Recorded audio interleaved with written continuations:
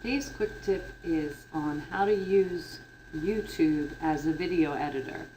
So you want to go to YouTube and log in with your Westtown email and Westtown password, and then in the top right hand corner you'll see the upload button. So you can choose a video. I have a video over here from Lower School 1 story, and I'm going to just drag it into my YouTube. You can see I can choose over here if I want to make this public, if I want to make it private, which would mean only people that I invite can see it, or unlist it, which is the most common one I use. That means only people who have the link to this may view it. Also, I could give it a title, one story, Makeys, and I could give it a description and tag it as well if I choose to.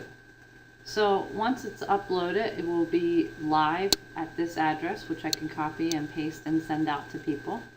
But I'm going to go ahead and click done, and I have the option to embed it and email it. I'm going to come to my video manager now. In my video manager, here is my video. I can click edit, and now you can see I have the options at the top for editing this video.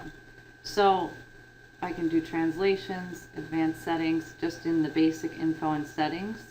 I'm going to skip through that. For enhancements, you can do auto fixing. You can also stabilize. That's very helpful if students are doing this video. And you can time lapse and turn this into slow-mo. One of the things I like, besides filter and blurring effects, you can put different filters on this, and you can blur all the faces if you want, is the trim ability here.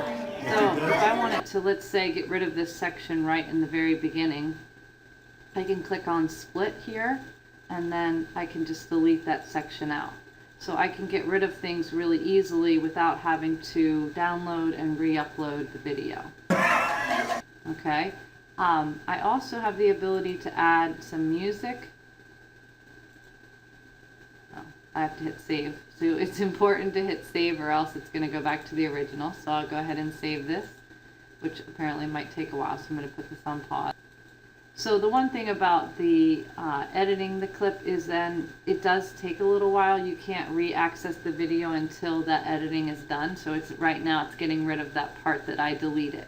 So even when I come back to edit, it may not be ready for me to work with it yet. You can see that I have fewer of the options up at the top. So one of the other things that I can do, which is also very helpful, is to add a quick annotation.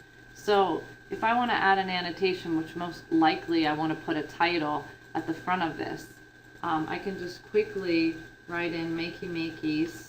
I can choose exactly how long I want this to be on the timeline, so I can, make it on here for very quick or for longer. And if later on I want to add something also, another annotation, I can do that on the timeline and choose the start and end time. So I'll go ahead and hit apply changes.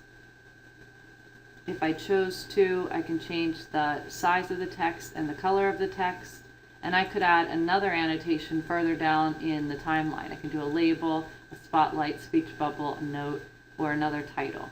So you have that option as well. Cards is pretty awesome also. If you add a card, it actually makes your video interactive. So I can add a card like a video. I create my card, and I can actually have a video pop up within my video and link out to it. So if I was describing something and I wanted to give some more information on it, I could create a card and put that into my video. And I'm going to try and do that in this video if I remember so that you can see it in action. You have the option also to do subtitles, and if you choose to do that, which would be helpful for the language teachers. So then once you're done, your video will be available in here and you can share it out, and it will have all of the different changes that you made.